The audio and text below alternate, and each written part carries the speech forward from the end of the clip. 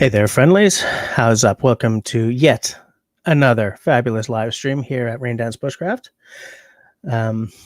I had a plan for tonight. I was a man with a plan. Excuse me. But to be straight with you, I'm feeling a little low right now. It's been a rough day. Not only for me, I know a lot of people who've had it rough lately. So I want some positive vibes tonight. I want, if you guys come on to chit chat with me or whatever, I want to hear some good stories, some feel good stories, maybe some Christmas stories, or some time that someone's done something real nice to you. It can be outdoors related, which I'm always up for. It can be bushcraft related, or if you're a little dry for feel good bushcrafty stories, then just tell me something that you thought was kind of nice, or kind of a little funny. Hey, Alice here. How's it going? I always end up saying this a little later, but I do want to say up front, my stats say that there are those of you out there who watch this live stream like tomorrow or next week or whatever.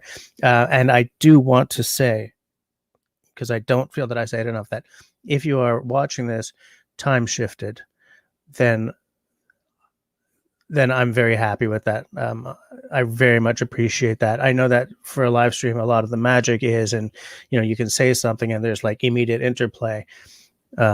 So if you're spending 2 hours with me, time shifted, without getting to do the interplay, then I think that's really cool. So thank you very much. For those of you who are with me right now, I don't have any blades with me because I was a little rushed getting here, but I do have some beer. So it's the beer live stream tonight. Well, the beer and possibly bushcraft, depends on what we end up talking about. So I'm going to just say a few things and then maybe I'll just share the link early. So who else is with us tonight? Alain, I said hi to. Hey, Simone's here. How's it going? Hike with Mike.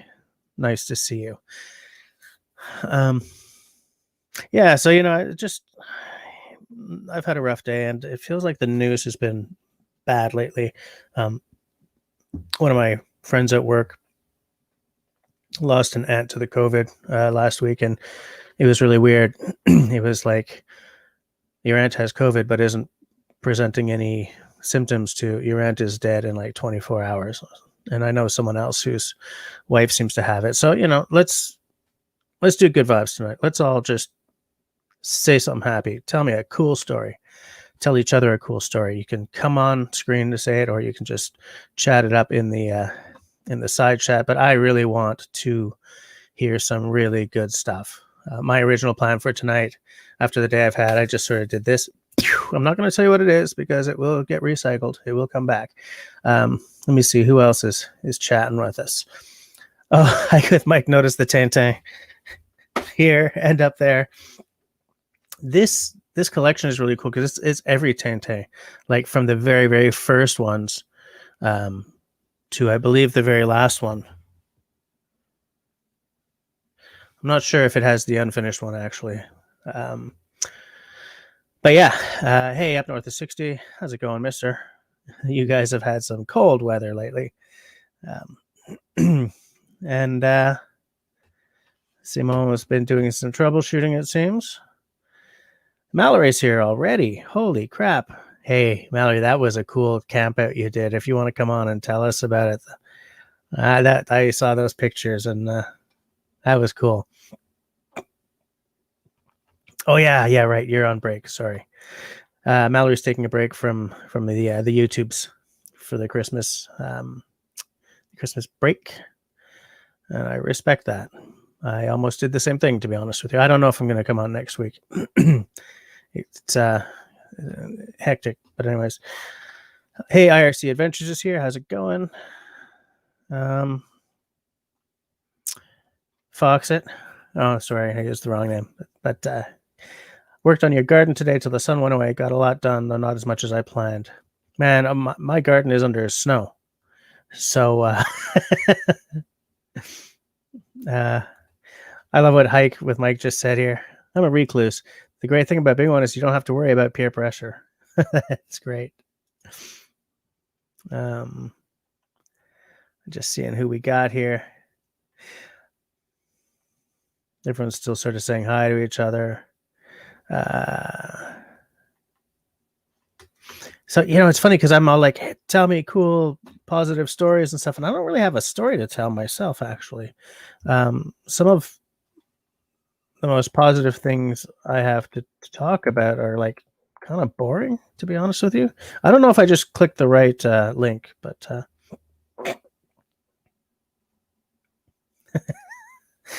little windy. I love it.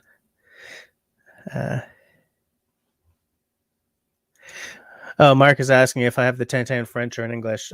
These books are all in French, but my color ones are all in English. No, I have a mix. Most of them are in English. A couple of them are. I think these are in French.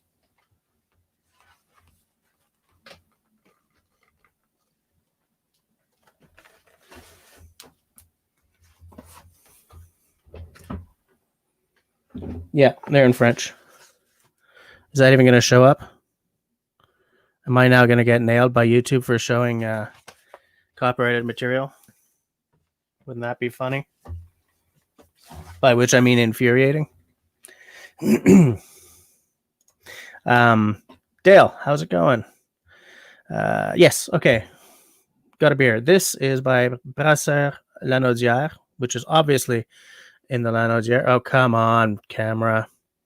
It is a black walnut porter, which sounds pretty exciting. See, it's even got walnuts. Au Jardin des Noix. Situated at Saint-Ambroise de Kildare, this verger orchard, is a verger an orchard or is it a vineyard? Orchard, I think, is 35 acres and has a great une grande variété, a large variety of nut trees. This little production is almost exclusively sold at their boutique and is biologic, organic. I didn't know it was organic. Everything's coming up Millhouse, as Joe Robinette would say. 6% alcohol by volume, 473 milliliters. 6% is not a strong, well, I guess anything over 5 is considered a strong beer, but like I don't want anything over 7, but 6 is kind of Canadian beer, American glass, because we're all international up in here. Whoa.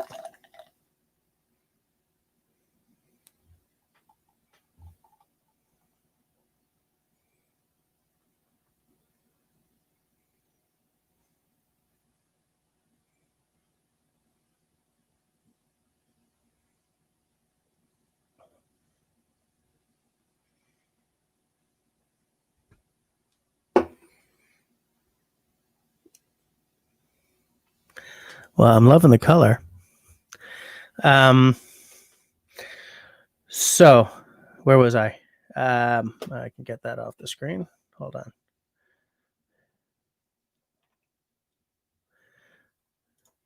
What did you think, Serge? How'd the poor treat you? Was that all right? So whoa. For free. How'd you pull that off? Excuse me. Man, I'm Hey, Mallory's got a happy story, even though she's not going to come on screen. Happy story. Well, I asked my horse if I could ride him, and he gave me his back. All on film. I felt like a princess in a movie. Are you doing more on TikTok than YouTube right now? Wait, I got to taste this, right? Black walnut porter.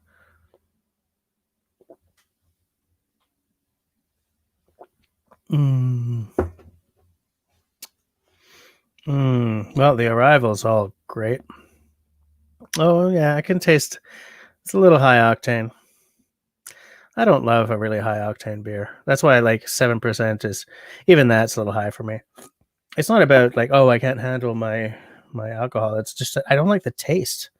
Like when the alcohol overpowers the actual flavors, I'm like, ugh. That's why I don't drink like Fin du Monde or any of that anymore.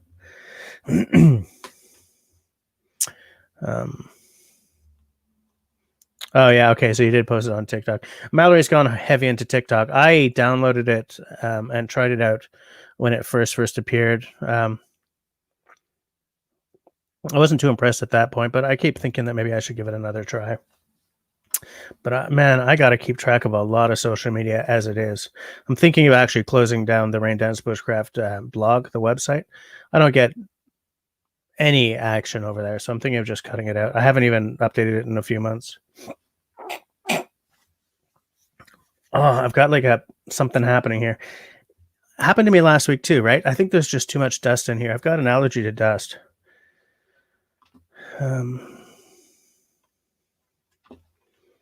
Just let me.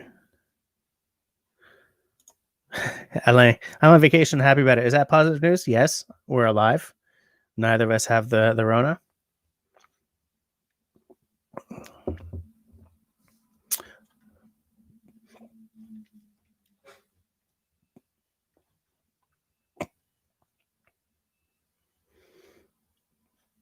Oh, I didn't realize that this was like 15 years of work, Mallory. Cool. I haven't seen the TikTok yet because I have to reinstall it, and I have so much to do. I still have to change my desk. You guys will notice that that door is open. It's because well, the plan was tonight the missus would go in there and start painting because we've changed it. Well, we haven't changed it yet. We're changing it. It was a chambre d'ami, a friend's bedroom. No, a guest room. We've emptied out all the stuff. She's going to paint it, and it's going to be her office. I think I told you guys that. So it's going to be nice to have that done. I have a lot of plans for the Christmas holidays, like setting up my new desk, doing some of the honeydew list.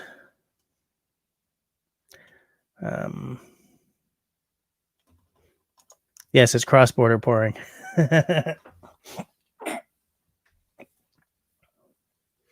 Okay, so Dale's gone to get a drink. I am behind on the chat. Am I right? Yeah, I'm so.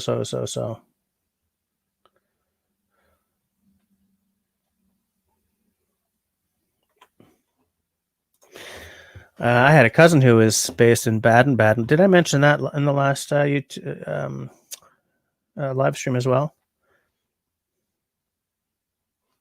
Hey, Austin Corner. Austin arrives with a zinger.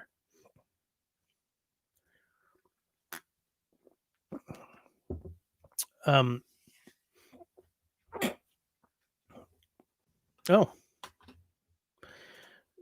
we got someone who lives in the cold. How's it going?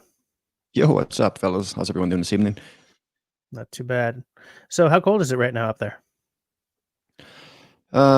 Today is probably minus 28, I think, outside. Wind chill about minus 37 at the moment. Whew. Up tomorrow to about minus 25. And then yikes. Like I think minus 17, minus 15. So it'll be a good Christmas this year. Yeah, here in Montreal, we're probably going to have a kind of a slushy Christmas because it was kind of cold for like a day, and now it's supposed to be hovering, going up and down around the 0 mark, right up until the day after Christmas ish. So I don't think we're going to have snow. So I envy you the snow. Although, man, that's cold. Yeah. You must have to spend big on like coats and stuff. You know how down here there's always some fool who bought like the whatever is like really in, but not that warm, and they're standing at the bus stop and they're kind of shivering. Christ, you would die up there. Yeah, it's like it's real tricky to figure out what to wear. It really comes down to like the activities that you're doing at the moment. So for an example, like this photo here that I'm using as my avatar, it was minus 40 that day, minus 50 with the wind chill, and I'm just using like a heavyweight base layer, a light mid-layer, a mid-layer top and bottom with a Gore-Tex outer, and I was fine as long as I was moving. As long as you were moving around, yeah. Right. But if I'm just like hanging out doing some like static activities, yeah, you want to have yourself like a big parka. You want to have a lot of down layers, something to to stay warm. I think the hardest part for me is my feet. Just finding something to keep my feet warm. I have all kinds of, I have had all kinds of boots that are supposed to be good down to minus 40. But if you're just sitting there, say in a hunting blind or something, at minus 20, they're not keeping your feet warm. No, You know, not at all. Not at all. I mean, like you want to have that, like you want to be moving to have the blood circulating, because if it just pools in your feet, I mean, your toes become cold very quickly. yeah. And for footwear, like I like to buy boots just slightly larger. So I'm like a size 11. So I'll probably buy like a 12 and then go up a size because I wear heavier socks Heavier socks, yeah. within those boots. But they would be for like extreme cold weather boots.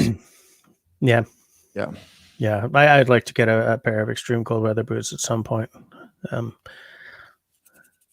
Yeah. Small they're small expensive. problem. Small problem. I Mhm. just wanted to draw your attention to what Mallory said here. I just put it up on the screen. She says your hot tent series is blowing my mind right now. Congrats on your 100,000 subs. Oh, awesome. Thank you. So, yeah, Appreciate that. I figure a comment like that needs to be on screen.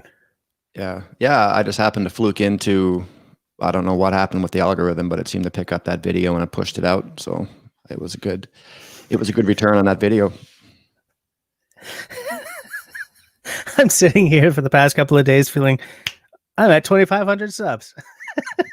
It's just like everyone I know is hitting like 80,000, 100,000, and like so deserved. Like, man, I love the I guess it's because I keep telling you that I want a hot tent and I want to do that and stuff, and I want to do that. But man, I watch everything to do with hot tenting. Mm-hmm. You know, Yeah. it's funny because I have a well, the missus, we know another couple, and he grew up hot tenting in sort of northern Quebec, and canoeing and stuff. And when he was growing up, they always made sure to have a tent with like a zip-in floor, or to put down a huge tarp and put the tent on top of that. But I've noticed, like on the YouTubes, not everyone does that. In fact, a lot of people don't. They just sort of tamp down the ground. Yeah. Like where you are, like what's your philosophy on that? Because I'm trying to remember what I've seen on your videos, and I don't know if you've got a floor in there or not. Yeah, no. Mine's like, or the inside of my tent is just the open forest floor.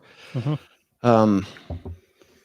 I just don't see how it's practical. Like, it doesn't make sense why somebody would want a floor in a hot tent. It's not going to increase the interior temperature of your tent. It's not going to add any extra or like any additional benefit in terms of comfort. I feel like every time you come in the tent, you're walking in with snow on your feet anyway. So now you're going to have water on your floor, which is going to freeze. So you're always going to have to be worrying about ice on your floor. Yeah. And I like the fact that I have, the utilitarian aspect of my tent, that if I want to drive my quad in, or my skidoo in, I can, Oh, right. Yeah, absolutely. work on it. If I want to split wood inside of my tent, I can. If an ember pops from the wood stove and hits the floor, it's not going to burn a hole in the bottom of my tent. So there's just a whole ton of benefits of just using the open floor, right? And yeah. So that's kind of where I'm at with it. Yeah, I tried to come up with no. I'm going to start that entire sentence again because it was going to suck. I try to not develop any philosophies about this kind of stuff until I've at least gone a few times. So to me, it's just the kind of thing that, well, so-and-so thinks this, so-and-so else thinks that.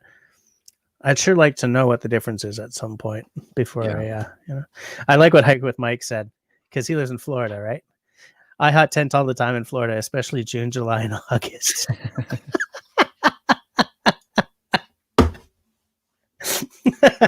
I love it. I love it. So what are you guys doing for Christmas? We have some plans. We're going to spend pretty much the entire holiday season over at the tent this year. So we have a bunch of food that we picked up yesterday. We're going to be cooking. We're actually going to decorate the tent this year. So we're going to put up some lights, put a Christmas tree in there. Nice. Make for some good video content. And I think, we're just going to relax. I mean, with the way the world is right now and the travel restrictions, I'm just trying to make the best of my situation. And fortunately, I have an opportunity where I can get out on the land and, enjoy my time. So it's kind of really what we're looking forward to. What about yourself and your family? What are you guys up to this year? It's just the four of us. We may have one person. It's so complex. You can bubble with certain people. But before you can bubble, you kind of have to isolate for 14 days. And so I think one of the kids' aunts is isolating right now so that we can see her on Christmas, but I don't really know. And I've made it clear, and herself, we're on the same page. We're not seeing anyone who hasn't been isolated for 14 days. Yeah. One of my daughters and I, as I've said before, are both in trouble if we get it. So, so it looks like we'll just be the four of us, and maybe Zoom or FaceTime or something with family. So we did for American Thanksgiving, because the vast majority of my in-laws are in the United States, so they do American Thanksgiving every year, and we sort of throw them a bone by either going down or having supper over FaceTime with them, like we did this year. Mm-hmm. And that sort of got the kinks out. We sort of look, it's not the same as having people at your table, but it works. You can still talk, you can still have conversations, you can still tell stupid jokes in my case. And the world is weird this year. You just got to deal with it, Yeah. That's kind of where I'm at with it too. I mean, like, I had a family member's birthday last weekend, and I attended, via Facebook Messenger, right? So they kind of propped me up, and I had family members, walk over to the camera and say hi, hello, haven't seen you in a while. And I mean, it's like, we're making the best of it, and it's, it seems to work. It is what it is. It could always be worse. Yes, absolutely. Someone just asked you a question, and I'm trying to find it because I accidentally scrolled on my stupid mouse. A mouse with a scroll wheel is a terrible concept. Somebody had no, that wasn't it. Here, boom. Colin's asking what kind of wood stove you have for your tent, for your hot tent, because you just got a new stove. It looks really, really cool. Huge stove. Yeah. It's by a company called Great Western Metal, so GW Metalworks. I think they're based out of Manitoba, and it's an airtight wood stove. It's a size 24. I think I might have paid like $250 for it, and it's a very powerful stove for the size of the tent that I have. I did have a little bit of an issue this year with some smoke coming back into my tent. It was almost as if the stovepipe diameter was too small, and it wasn't off-gassing all of the gas within the stove itself. So it was kind of creating like a blowback. But I swapped out my new stovepipe, swapped out my old stovepipe with new stovepipe, and I increased the length by another 36 inches. So it created more of a draft to be able to evacuate the hot gases out of the stove. And as of now, I mean, the thing is awesome. I can get the inside of my tent up easily to plus 40 degrees Celsius, no problem at all, with negative 40 outside. Wow. Yeah, because that's a nice big. Wait, how big is your tent again? Is yours like a 13 by 10? It's 12 by 14 with 5-foot walls. Okay. I keep thinking, because I've got a tent picked out, right? It's at the Canadian Outdoor Equipment Company. It's like the Esker 10 by 10, the version 2, the classic 2. Mm-hmm. And I keep thinking that maybe I'm going a little small, because I use a 10 by 10 tarp. And I seem to just, the tent, because I may not be camping alone. Like, there may be me and maybe the whole family, or maybe just me and my daughter or something. Mm-hmm. And I'm trying to, I keep trying to imagine what a 10 by 10 tent with like a 5-foot wall on it is like. You're going to have way more room than under a 10 by 10 tarp, right? Yeah. But I just, it really comes down to like how you plan on setting it up and how you plan on packing it in. So if it's if essentially you're doing car camping, or if you have a Skidoo or an ATV, the size won't really matter at the end of the day, because you're not physically carrying it. You're not hauling it, yeah. Right. But if you were using like a polk and skis or snowshoes, then maybe I'd recommend the smaller tarp, like the smaller tent. But given the fact of your family, I mean, I would consider, a 10 by 12. 10 by 12. I think as an adequate size. I've had an 8 by 10, a 10 by 12, and a 12 by 14. And they all serve their purpose, but I think the 12 by 14 is perfect size. The 8 by 10 would be a little bit small. Now, the 12 by 14, because I would probably be filming in this thing, I would have to sort of imagine the space I need for tripods and stuff as well. Mm-hmm. You know, that's kind of why I'm thinking I don't want to buy this thing twice, right? Or at least not. I don't want to buy it and then feel that I have to upgrade pronto because Right. I've bought too small. Like if I buy something too big and I'm like, oh, this is too big, I can wait a few years before I downgrade, kind of thing. Yeah. I just wanted to bring something else up that has to be shown. Mallory says, oh, for other good news, it's been 4 weeks since her last cigarette, which I think is amazing. That's awesome. That's Fun really fact good. for me, I've been smoke free 4 years. Nice. In October 23rd was my 4-year smoke free anniversary, and I was a heavy cigarette smoker for many years. Yeah. So it feels good to be quit. Yeah. I had a girlfriend at one point way back when who, I don't know, she'd been something sporty as a youngin', track and field or something, like really like this girl could run when she was young. And then she took up smoking in Cégep. Cégep is college in Quebec. It's the part between high school and university. Think of it as like a junior university, I guess. And at one point, we just decided to race. And my asthmatic ass beat her up the hill with time to spare. And so she was like, okay. And then she quit smoking because she was so embarrassed about being beaten by my, you know, I'm running. I'm going to beat you. You know? So, well, they say change comes either through inspiration or desperation. So yeah, at that point, she was like, "Yeah, I need to quit smoking." She got up and she was like doing the whole sort of, you know, bending over, and it's like, "To hell with you." It's like, it wasn't my idea. And so it was a funny little story. Right. I don't even know where she is these days. But yeah, there's a lot of talk about like cold weather boots going on in the side chat here. Mm-hmm. It's funny, man. Whenever you show up on my live stream, everyone gets all like inspired about the cold weather. They're like, they start talking about boots and tents and stuff, and that's happening tonight as well. There's a lot of cool stuff being mentioned here. I'll just open up the chat there. I'll have a look at it. Yeah. Oh, Mallory's sharing your channel, which is nice. Excuse me. Well, yeah, I mean, if you do decide to go ahead with the hot tent, like I think going a little bit on the larger end for your first tent would kind of make sense, because I mean, if you have kids and if you have family over, you're going to want to have enough space to set up bunk beds or to set up sleeping cots, and to be far enough back from the wood stove to not worry about that. Yeah, for me, it's always, I mean, I'm sure that you have the same thoughts as I do, and everyone else here does.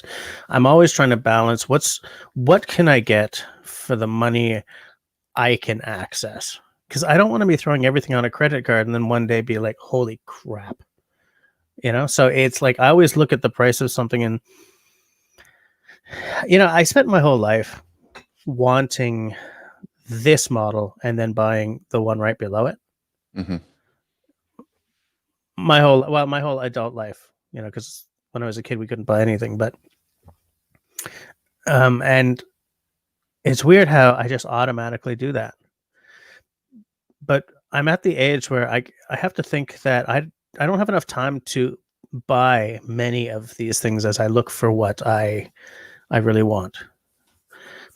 So what I spend a long time looking at tents, looking at stats, thinking, wow, that one's really expensive, but it sure looks cool. There are certain brands I've kind of written off. There's that really cool American one. I think does Kevin Callan have one of theirs? It's like the big American brand, whatever it's called. Yeah, I'm not familiar with the American ones. I don't know what it's called, but you know, they look very, very sort of luxo, but I just can't handle the price. Esker seems to be a good price for what you get. I don't remember what you have. Mine's a Norseman. It's made in Edmonton. So for my tent and frame, I think I'm in for like $1,700. I think maybe $1,800.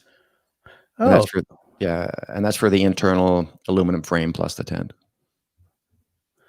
that's a much better price than I was expecting to hear. Yeah, I mean, like they're reasonable for what you get. You can always check out Hero Supplies. I think that's a military, like a surplus online store, and you can get the 5-man Arctic bell tents. I think starting for like $500 if you want to get into something just to see how it is. But if you get into the larger, wall tent, you're looking at, I think like an 8x10 is about $1,000. A 8x12 is maybe like $11.99, and a 12x14 might be like $13.99, and you're looking at about $500 for your internal frame. I don't know why I thought that those were so much, those were more expensive than that. So they're comparable to the Eskers, or maybe even a little better priced, actually. Interesting. And where did you buy it? It's by a company called Norseman. So you bought direct? Yeah, they're based out of Edmonton. I'm pretty sure Simon is already looking for the URL right now. Okay, I'll take a look at them too. Okay. And they last a long time. My first tent I had, I probably got 12 years out of that tent, and that was a used tent at the time. And my new tent I have now is 5 years old, and it still looks like it's brand new. The biggest trick with them is make sure you dry them out before you pack them. And I keep mine set up for 6 months a year, so it's been out for probably 2.5 years of its life. Yeah, and it's essentially still new. Nice. Now, and do you have to treat them like before you use them, or or periodically to treat them with anything? I haven't. I don't think I probably will ever treat my tent. There are certain chemicals you can purchase to put on the tent, but I don't think I'm ever going to treat the tent. I'm just going to leave it the way it is. Yeah. I was just wondering, like, if there's like a waterproofing you have to do or something. I guess if the weave is tight enough, you kind of don't have to worry about it. Yeah, it seems for me like the water tends to beat off my tent anyways, but because it's a hot tent, as soon as you get that thing warmed up on the inside, you instantly dry the fabric on it. Oh, yeah, that's a good point, actually. Yeah. Just there's a lot happening in the side chat. Someone said, "Can you slow down the scroll?" And I went to check the settings, but I can't. But yeah, I'm gonna check that. Yeah, Simo never lets me down. He found the URL, so I'm gonna take a look at that. Tyler's here. How's it going, Tyler? Man, if you want to try out that new mic and headphones, then get your butt on here. Oh yeah. By the way, I'll put the invite out again for anyone who wants to come on and ask Dave some questions or share some cool stories or some damn thing. Boom. It's funny because I don't have the room to have like a Skidoo and a 4-wheeler in my house because I'm not in the suburbs. Well, actually, I'm not even in the suburbs, so I don't have that kind of extra room. I have a small yard and like a driveway that I can put one car in front of another, and that's about it. So like when I finally get my canoe, I don't even know where I'm going to put that. So like to get set up for winter camping, like I think that what I'm going to end up doing is snowshoeing with a pulk, Mm-hmm. So I don't want to go too big on everything. I don't want like a huge stove, big freaking tent, and too much of anything. But I want enough room and heat to be comfortable when I'm inside. Because look, we're Canadians, right? We can handle the cold. You more than me, but Montreal gets pretty shitty, pretty crappy sometimes in the winter, especially because it's always like it's almost never a nice dry cold. There's always some kind of humidity involved in Montreal. Summer, winter, spring, fall, blah. Hey Tyler. Howdy. How's it going? Not too bad. That actually that's pretty crispy. I like the mic actually. Yeah, you like that mic, eh? Dave, Tyler just got a new mic and new cans, so So he's Nice. testing out the setup. Awesome. I see a pretty Sounds great. puppy. Oh yeah. We figured out this setup where I have a sit pad on my chair and I cross my legs over it, and then her bed is in my lap, and that's how we spend most of our COVID evenings now. It's That kinda is the nice. most spoiled dog ever. Oh, absolutely. She's a rotten princess at this point, if you ask me. Yeah. Before coming on, you said you were not really into the whole wicked cold camping. Not that I'm not into it. I've never gotten to, and it's funny because I've had several opportunities to go and just haven't. I've always wanted to. It sounded fun. Haven't. I was going to say it's funny because the only time I've ever gone, I used to go, but it's because I was in the Air Cadets, and we used to, even in the winter, the depths of winter, we would go camping with these like Canadian Forces. You know the tents I'm talking about, right, Dave? The Canadian Forces. I mean, they're essentially canvas tents, but they're this dark green, no floor. You pitch them. There's like what are they? 6-man? Yeah, they're like an Arctic Bell tent, I believe. They come in 5-man and 10-man tents. Yeah, I think we used the 5-man because we were all teenagers, so some of us were still quite small. Yeah, I remember. 5-man. But yeah, so that's pretty much like the extent of it for me. I mean, I used to go a lot, but I never had my own stuff. I was never in charge. I was never like to do what Dave does. Dave and Viv do. You have to know what you're doing. To do what I did, I just had to sort of do what I was told. All of which makes a difference. See the subtle difference there, Corbet, pitch the tent. Yep, okay. Tuck. Not just being in charge either, but like knowing how to be in charge probably is what makes or breaks it. Mm-hmm. Hi. Like I wouldn't even know if I looked at a piece of terrain. I wouldn't even know the ideal place to put a tent the first time doing it. Like, I know you don't want to be in a dip at any point. I know you kind of want to be sort of, if it's, you kind of want to be on the highest spot just in case there's like a big storm or whatever. But I don't know how much of that is really portable to deep cold camping. I have no idea. I see that. I saw in one episode where Joe Robinette really blew it. Ended up, I think he had to cut out early because he was just sitting in slush. But like, I don't know what the factors are that decide that kind of stuff. I think that's the kind of thing that you develop a sense, or you don't. In which case, you sell your tent. I get the feeling that when you get into really cold weather, everything gets all screwy because of all the different types of cold you probably face. Is that true, Dave? Yeah, for sure. I mean, it's like minus 20 and above. Sorry, like minus 20 to 0 degrees is a much different cold from minus 40 to negative 20 degrees. And you need to compensate for the moisture in the air, the humidity. But everything just does not want to work when you get down to like minus 30. It's like the zippers don't want to work on the tent. Your clothing systems don't want to work. Your snow machines don't want to start. It's just everything is always a hassle the colder that it gets. Like nothing is easy at that temperature at all. Yeah, I could see that. I could absolutely see that. I like what Russell just said. I could pitch a tent outside my cabin, then sleep in the cabin.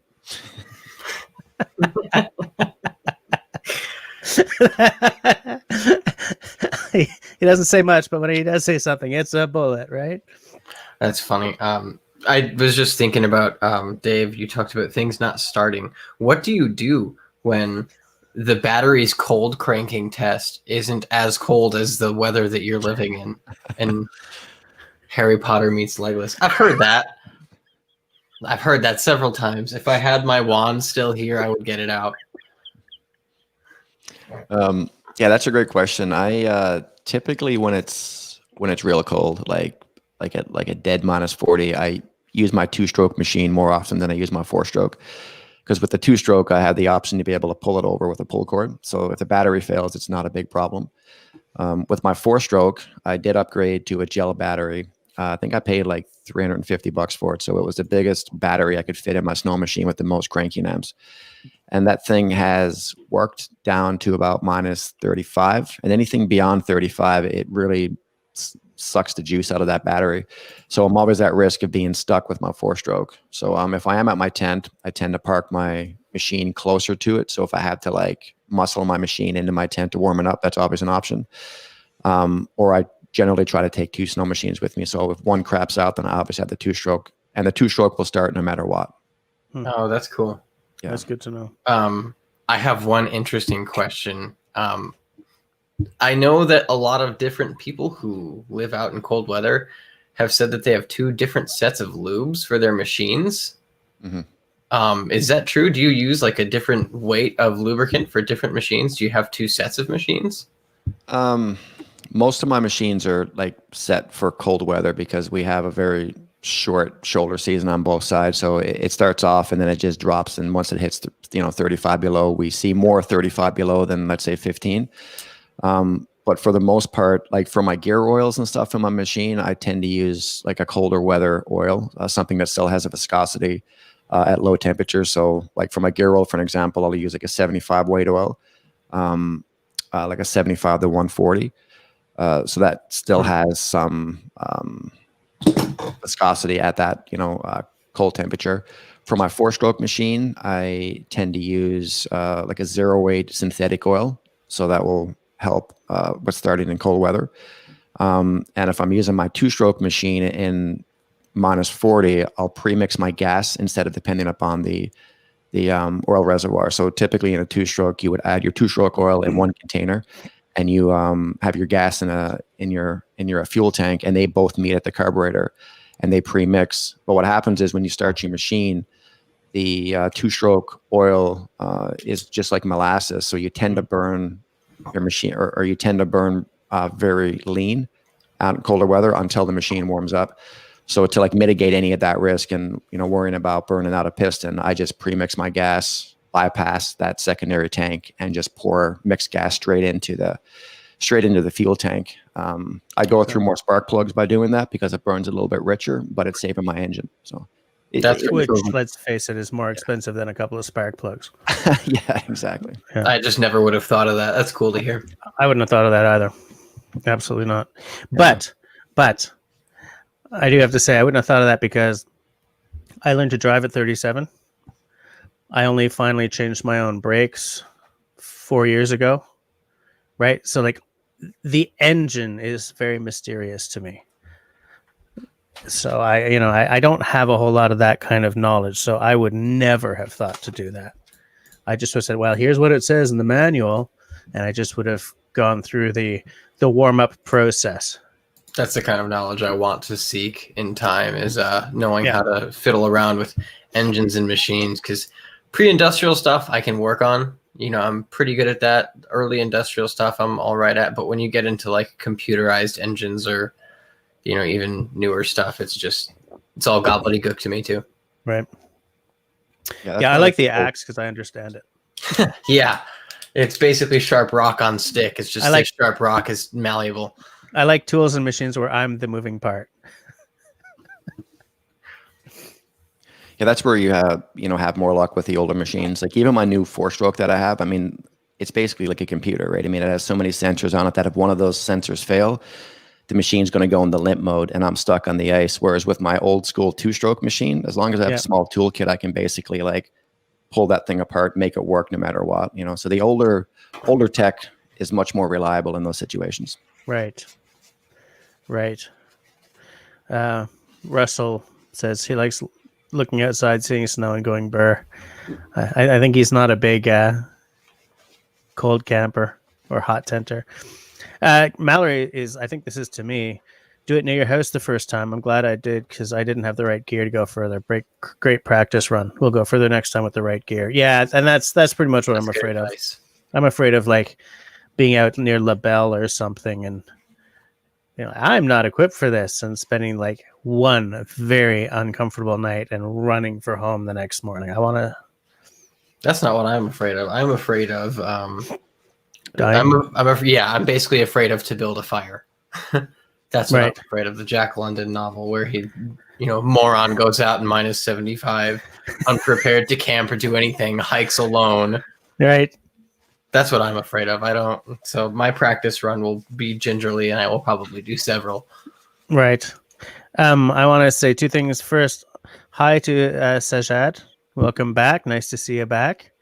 Sajad, interesting. I think it was Sajad. Someone asked me when I live stream, and I said every Tuesday night. I'm pretty sure it was him. And Brandon says that he prefers a tarp set over a tent in the winter. That's interesting. Why? Yeah, I mean, I want to hear about that. Wind, Moisture. Oh, hold on. That wasn't the last thing you said. When his limit is usually around minus 20. Okay. I am 20 still though. I feel like I'm still okay at minus 20 in my jacket and stuff. So if I had wool, like and a lot of stuff to wrap up in, I might be okay at minus 20, but I don't think I'd be happy. Yeah, I don't think I would be either. That's that's really cold. Unless I would do one of those, those long ass fires where you split a whole log, put the bottom, and then you put like some spacer logs between for the top, and then you stuff tinder and schmutz and then sandwich it. I don't know if it's like a Russian idea or a native thing, but that fire, that long fire. Have you ever done that, Dave? Oh yeah. Those things are so valuable out on the land. Because it lasts forever. Yeah, absolutely. And I think that's the way I would tarp camp at minus 20 with that big honking fire. I almost kind of feel like a lot of people, this is just kind of like my opinion on the subject, is like a lot of people when they go out to camp, they try to create a comfortable environment from using fire and like hot tents and these scenarios. And I think the best run that you can do for it as a practice run is like build and develop a system that's going to keep you comfortable no matter what. If you're unable to have access to a hot tent or unable to have access to a fire, so choosing the right clothes, having the right layering systems, using the right sleeping pads with the right sleeping bags is critical. And I think once you can become comfortable camping at that level, then anything else beyond that is an improvement, right? So it's a luxury. Yeah. So when I go over to my tent, I get a lot of flack in my comment section about why I always keep my my tent flap open all the time. And the thing is, really, I mean, my clothing system that I have, my gear that I have, can sustain me at that temperature. I don't need the hot tent. The hot tent is just a luxury. So as long as I can bring it up to like just below zero on my tent, that's perfect. I mean, that's a comfortable day for me. Yep. If I bring it up to, plus 40 and I'm sitting in this like an actual sauna, I need to start stripping off my clothes. Then I become acclimated to that temperature. So when I go outside and I get that contrast from plus 40 to negative 40, that's not comfortable. I get that. Yeah, absolutely. It's almost like get used to the cold or have a system that's able to withstand the cold. And then anything above that is, comfortable. And like, so how useful would like a bivvy be in that case then? That's my survival kit. So in my backpack that I have, and I plan on probably doing a video on this one of these days, but I have like a walk home, like I have like a walk home kit, right? Or like a bug out kit, if I'm at my camp and if something happens to my snow machine and if I have to walk home or if I break down on the lake, I have enough equipment in that one backpack to be able to keep me comfortable and alive in the middle of the lake without access to wood, right? Because most of my travels are like across the middle of the lake. And I don't travel the shorelines a whole lot because it adds, hours to be able to get to my camp. So yeah, I mean, I have a small 4-season bivvy that's inside of my backpack with a high-end Arctic sleeping pad and a sleeping bag, and then my clothing system integrates into that. And those bivvy sacks are amazing. They do a very good job for keeping you out of the elements and keeping you from the wind. No tent that you have that if it doesn't have an external heat source, no tent is going to give you any warmth in your tent, right? It's about just blocking the wind, and a tent that's able to wick and manage the moisture is what's critical. Yeah. Yeah. I see what you're saying. That makes a lot of sense to me. One thing I remember, Mike Morton isn't here, but I was talking to him about this because he knows that I'm dying to get into winter camping. He's got last year, I think it was, he bought himself a new like full on winter sleeping bag. You know, one of those that's good down to like minus 40 C or something, minus 40 degrees Canadian. But they're big money. But I kind of feel that that's where you got to spend. If you have a wicked ass sleeping bag that may be heavy, may take up a lot of space, but will guarantee that you don't die as you sleep. I feel that that's where I would start throwing my big money around. Sleeping pad also is very important. And it's funny because I never had a sleeping pad growing up, right? In cadets, you don't get a sleeping pad. So, you know, learning to camp in the 70s, you sure as hell don't have a sleeping pad unless you've got like money. But you got to stay off the ground, right? And, I mean, it's funny you said that because the sleeping pad is actually more important than what the sleeping bag is.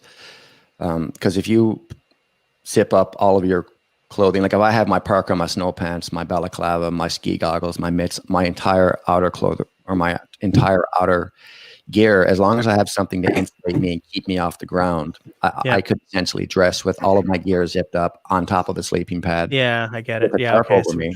And that's much better than having a sleeping bag that I can't lay on the ground because I'm going to freeze, right? So the sleeping pad is even slightly higher on that hierarchy. Yeah, you see, I had looked at it the other way because I could always, you know, take a bunch of boughs and throw them on the ground. But I guess providing you have boughs, right? Providing you have boughs, and at the end of the day, it's a whole lot simpler to do the sleeping pad than the boughs. You must have a really high end sleeping pad, though. Yeah. Because they get expensive fast. Yeah, like, without even trying. Throw prices around, but yeah, I mean, it was you know, it was pretty much just slightly less than what I paid for my sleeping bag. Wow. Okay. But it's super effective. I mean, it does the trick. It's probably the best pad for these conditions. But it's such a critical piece of gear, right? I mean, when you look at, like, they talk about the rule of threes, you know, exposure is right up at the very top, right? So I mean, 3 minutes without air, you die. 3 hours without shelter, you die. So your entire clothing system, your sleeping system, that's all underneath that category of exposures. So that's where all of the money and emphasis should be on over anything else. Yeah, anywhere where you could die is where you should not skimp. Which is like everything, basically, at minus 40. Yeah, minus. Well, you know, the ground really saps warmth from you. I remember, man, when I was doing my survival training back in the cadets, stupid little Canadian Forces sleeping bag, like not like the old school ones, sleeping on the ground, even in this summer, sometimes you just sort of halfway through the night, you wake up and you're like, I'm cold. So if you turn it to like minus 40 and you're sleeping directly on the ground, you just, all your warmth is going gone. That's just got to be a whole different category of gear, though. I mean, like a sleeping pad, for example. A guy like you, guys like you or I might buy a simple inflatable one, or maybe those, a couple of the foam ones that just roll up. But what do you do at minus 40? What do you do at minus 50? Yeah. Before we go any further, I want to say two things. Hi to Jason McDaniel. Welcome to the live stream. And see you later to Mallory. Have a good night. Have a good Christmas. Everyone say bye to Mallory and hello to Jason McDaniel. But Tyler, we don't have to deal with these kind of temperatures very often. Like Montreal hits minus 40 a couple of times a year. And it's not like weeks and weeks, where Dave is. You got to have the right equipment because you're hitting those kind of temperatures on the regular for the dark half of the year. Hey, by the way, is winter a lot longer than summer up there? Yeah, I mean, we have 2 seasons, winter and summer. There's really not much in between. But, I mean, what you would classify as summer, we probably only get about 8 weeks of that. Yeah. But it probably never hits like 40 above the way it can on occasion here. Yeah, no, I mean, like we'll get some days in the summer that are, 28, 29, 30, right? Like we'll get some real hot Yes. days in July. But Yeah. I mean, like I think most of the days are, 20, 22 degrees. Yeah. Okay. But there's more like there's snow on the ground longer than not up here. Yeah. Yeah. That's what I was wondering. I think as someone who is happier at 15 degrees than at 30 degrees, there's an aspect of that really appeals to me. But like Montreal is a little bit like that in that spring here isn't a season; it's an event. You blink once and it's gone. At one point you're in slush and crap, and it's not cold, but it's slushy and crappy, and then the next is like summer, and everyone's wearing skimpy clothes. So I would like just once to live somewhere where there's a nice long spring, because we have a nice long fall, and I love fall. Fall is probably my favorite season. But yeah, it's like the idea of just having like 8 weeks of hot weather, and then you've got except your shoulder seasons are short too, eh? Very short, yeah. Yeah. So I may be waxing poetic about nothing, but yeah, I got to see the North one day. Oh, stop picking on Tyler, Russell. He's got a couple of other good ones. I have got to go. I'm due for a call. It was good seeing all you guys. All right, see you later. Have a good one. Have a good one. Have a good one. It's funny because I don't even know what to ask sometimes when I'm talking to someone who lives in the North. And I told you, like, my brother lived in Yellowknife for a while. He kept inviting me up, and it was just too expensive to go. But yeah, it was. I mean, a few years ago, we only had a couple of airline carriers that was flying in and out of Yellowknife, so it was like super expensive to fly. Yeah. In from Edmonton. It was like the trip. Whenever I'd fly back out east again to Newfoundland, my ticket from Yellowknife to Edmonton was more money than what I would spend from Edmonton to St. John's. Yeah. Once upon a time, now that we have Air Canada flying in, it's a lot cheaper. It's a big difference. Yeah. Oh, it's huge. Yeah, and in fact, my brother at the time when he was living out there, he was flying for First Air. Right. Yeah. I mean, you know what First Air is. Yeah. But yeah, it was just so bloody expensive. I couldn't do it, and I regret it because now he lives in Edmonton. Yeah. I have a question for you, Jess. I was watching one of your videos last night. Actually, you were splitting some ash in your driveway. I think it was maybe you posted it like a few weeks ago. Yeah.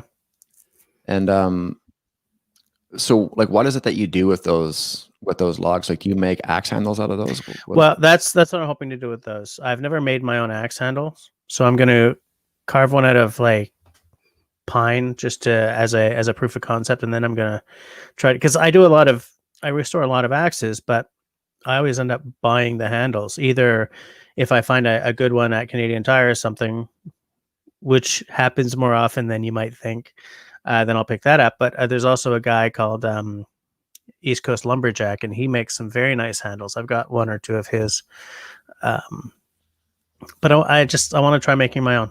I want to see. I've got all the stuff to do it. So yeah, those are going to be axe handles. In fact, I shot a second video where I used a much better technique, but my editing machine, as you well know, is currently fucked. So I can't edit anything that was shot in 4K, and that was shot in 4K. Okay. Because I'm using my old ass laptop to edit with. But yeah, they're supposed to be like, they're going to be short axe handles because I thought I was getting some really nice clear logs, and there's like knots that I didn't see. So they're going to be more likely like hatchet handles. But yeah, okay. That's exactly what it's for. How is it working with ash? Like, I don't have access to that here in these parts. Pretty soon we're not going to have access to it either. It's a hard wood. It's very fibrous, and it's a hard wood. Like, most of my carving has been birch.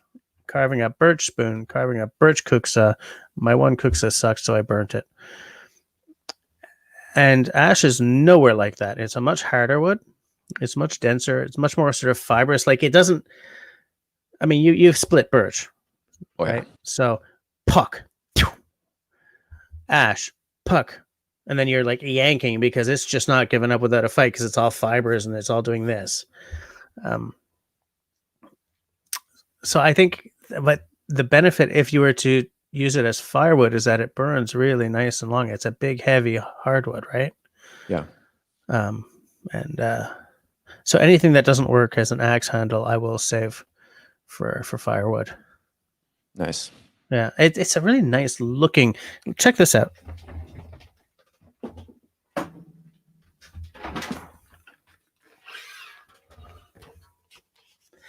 Ash has the most beautiful grain structure. Look at that. Yeah, that's pretty nice. Right? It's just like this instrument looks great from the front and the back because I chose ash for the back and spalted maple for the front. And it's just like, and the ash, the handles I get from East Coast Lumberjack, I always go for the ash instead of the hickory, just because they're a little less expensive. But the grain on them is so nice. Some of my favorite grains are ash. Oak is beautiful. Like these are understated, right? They're not flashy woods, but there's something about the grain, the look of the grain on like oak, white oak, and well, maybe red. I don't quite remember. I had some oak at one point that was just beautiful, especially once you planed it. You plane it, and then you get all kind of weepy looking at it. Ash, same thing, man. Hickory is a nice wood, especially for an axe handle. It's fabulous, but it doesn't have the same look to it that ash does. Yeah, I gotta get that second video up. Yeah, it definitely has some nice patterns to it for sure. Oh yeah. I noticed when you were splitting it, like I was watching like how slow it would creep down. And it seemed like you said where it's so fibrous, it just didn't want to like bust apart. It was, you almost had to peel it like a banana, right? Yeah. Yeah. The second video I did, I reconnected with some videos by Skill Cult. One in particular where he literally did what I was trying to do. He split some logs, started nice and slow with an axe, put in some wedges, and so I did the Skill Cult technique for the second video I did. It still takes a long time, but it's a whole lot less frustrating. It's not an easy wood to work with, especially because I don't have a maul. I think that's a wood where having a dedicated, like a splitting axe or a maul would make a massive difference. Yeah, for sure. Which means I now have an excuse to buy another axe. But yeah, it was like that first video. Like I've mentioned to you before that I promised myself that even where I do a video and I look stupid, I'll still put it up. And I feel that I looked stupid in that video, just trying to blam, blam, blam, blam, blam. And obviously I'm doing it wrong. And I learned a lot from that video. So it was valuable. So I edited it and I put it up. And then I watched the Skill Cup video and I did. So that the rest of that wood I split using that technique. And it's still slow, but it's not as slow as the previous video was. It works better. And I feel that my technique for using wedges got a lot better as well. Because up until then, I've been, let's use some wedges. Chop, chop a wedge, put it in, pop, pop, pop. Sometimes it worked, sometimes it didn't. But I really had to sort of think about where I was putting my wedges, which I haven't done before then. I have never been tactical with my wedge placement before. Whereas this wood made me really think about what I was doing. And so I feel that it's made me better at working with wood, no matter which wood I use going forward.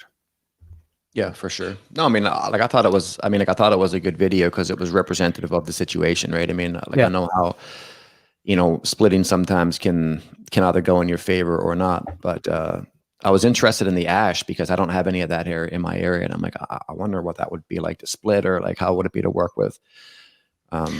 It's very much like eating a hand grenade. It was fair enough. Oh. But it's just such a nice wood, and it's too bad that you don't have any up there because it's it's a really good burning wood. Yeah. And I feel that really good burning wood is what you need up there. Yeah. You know. Yeah. I mean, most of what I have access to would be pine, spruce, poplar, and birch will be that's littered in my area. So you're filling the stove a lot over the night. Oh my God. Yeah. There is nothing efficient about my setup at all. Right. It's like a 1960s muscle car. It's like all or none. There's no in between. It's like the stove is wide open and you're comfortable, or it's off and you're not comfortable. Yeah. I get it. I get it. It's because I was talking. My dad and I talk cars a lot. I'm not a big gearhead, but when I was growing up, I really did like. I wanted a DeLorean. Oh, here's a question for you. What's the R value on your sleeping pad? I think it's an R8. R8. It's the sleeping pad is an XPED 9. If people are interested in it, but nice pad. Yeah, but they're not cheap. No, they're not at all. But again, it's a buy once, cry once purchase, because I've literally spent probably $1,000 or more buying a $50 pad that didn't work, and a $100 pad that didn't work, and so on and so forth, until you buy the right one that you knew you should have bought from the beginning. So I ended up spending more money in the long run. And I think they sell them at Mech, don't they? Yeah, I had the XPED 5, which I use for most of like my fall, spring, summer camping, and then I have the 9, which I use for winter camping, and I sometimes will pack my 5 in there as well, so I can always layer up 2 sleeping pads if needed. They're so small, right? They pack down into about the size of a 1 liter Nalgene bottle, and they don't weigh very much. Am I remembering that they're inflatable, or am I remembering them? I'm looking for them over at Mech right now, but I'm just going to look. I'll look for them later. Are they the inflatable type? Yeah, so mine comes with a little sponge pump. I forget the name of it, but it almost looks like it's basically just like a circle that's like a hand pump that's made of sponge, and then you just connect it to the sleeping pad and you pump it up using this hand pump. Now you can blow in there if you want it to, but because there's down within those baffles and you put the moisture in, you can kind of decrease the R value. Yeah. From it. But in a pinch, you could always blow it up. Right. Also, Jason McDaniel said something interesting, and I'm way behind, but made a half pyramid tarp shelter, and it kept the heat in pretty decently. It almost made a microclimate inside of it using my own body heat, and I didn't have a fire overnight. I feel that especially if you have like a reflective inside, you can pull that off. Maybe not up where Dave lives though. But I might do something like that for like a summer overnighter. Yeah, we've done a few of those. I forget what they're called. I made one of these like probably 10 years ago. Shit, what's the name of it? I think it's called a super shelter, where there's like a poly tarp. Yeah. And the Mylar and all that stuff. And those things surprisingly work. It was like -15, -16 Celsius. And we went out and set this thing up in like 30 minutes. And it was very warm on the inside. I was quite surprised. That was one of those scenarios where building a long fire is really beneficial, because you get all of that heat radiation from it. Right. And I mean, those shelters work. I just want to point your attention to what Russell said. I had one foot sticking out from under the covers last night. So cold, man. Crazy times. I think this should just be the Russell show. I'm just going to find whatever he says in the side chat and go boop and put it up, because it's always very valuable stuff. But yeah, I'd like to try one of those super shelters, and because that's the Morris Kohanski shelter, right? Yes. Yeah. It sounds like there's a lot of kind of layers to it. We used, I think it was 3 layers. So if I remember correctly, we had like a painter's tarp, right? Like a poly tarp. And and we basically made like an A-frame style tarp shelter. So we had like a tree that we just cut down. We set it up and we just pitched this poly tarp up over one side, down over the back. And we had put, I think it was like a 8x10 or a 10x12 camo tarp that I bought at Canadian Tire. on the back end of it, and then we put 2 reflective Mylar, like those little survival blankets, on the inside behind us, and then we built this huge fire outside, and we actually melted the tarp at first. So we had to move it back a bit, move it back and like restructure it, because we had to get like enough of the poly tarp down. And by the time we had this thing set up, I mean, it was probably like, I would say at least 10 to 15 degrees warmer inside of that thing. But what happens again up here using spruce and pine, it's very pitchy wood, so you get like a lot of popping and crackling from the fire, and then we kept burning holes in our poly tarp. Yeah, so, burning pine is what taught me that I would rather have wool on than what's it called, Gore-Tex. Yeah, because I have some very expensive jackets with all these tiny little holes in them. Right. I also want to point your attention to what Sajad just said. Imagine being in a tent in -14 in the mountains, listening to wolves howling the whole night. This is what I experienced past year, and I'm alive yet. Sajad lives in the Middle East, but that sounds amazing to me. One weekend when I was back in the cadets, sleeping in these Arctic tents, we were we were essentially sleeping in like a sand pit in Rigaud, Quebec. And over the course of the weekend, that night, there was obviously a pack of wolves nearby, and they were like calling to each other. And I thought it was fabulous because I was all about communing with nature and everything. But man, some of these kids were freaked out by that, because you grow up hearing wolves at Halloween, right? And when you live in the city, wolves are a Halloween sound. Halloween sound effects are all like wolves and ghosts and vampires and stuff. So these kids were all like hiding in their stupid, the Canadian Forces sleeping bags that you can like do up around your face that smell so bad, by the way. Yep. These kids were scared of these wolves, and I'm like, dude, they're not going to come into the tent and eat you. Just calm down. Just calm down. No, calm down. I'm ordering you to calm down. It's weird because I always have this concept in my head. That's bombast. There's a concept that I have in my head that I feel is true. And it's related in a tertiary way to this event with the wolves and the scared kids that just pissed me off. I didn't have the patience for. We learn to despise the animals that learn to live with the shit we've made of the world, right? Raccoons, pigeons, squirrels, coyotes. And that's because we see ourselves as being so separate from all that, right? We turn a forest into a city, and these animals learn to live in the garbage cans and pulling our crap apart and doing this and that. But they're surviving better than we, in many cases, ever could. And I feel that, all these city kids sitting in a sand pit, that's not even that far from civilization, right? There's a mini town like maybe 10 kilometers away or closer. They hear a couple of wolves and they're crapping their little pants. It's like, why are we so... When did we decide that we were separate from all that? Is this the Romans or the Greeks? Or is this the Industrial Revolution? Is this more recent? Is it older? Does it go back to when we started to domesticate the wild dogs? Like, where does this come from? Because this is part of the mindset that allows us to open up vast amounts of the Arctic to drilling, right? Because it's easy to see nature as a bunch of resources when you see yourselves as separate from it.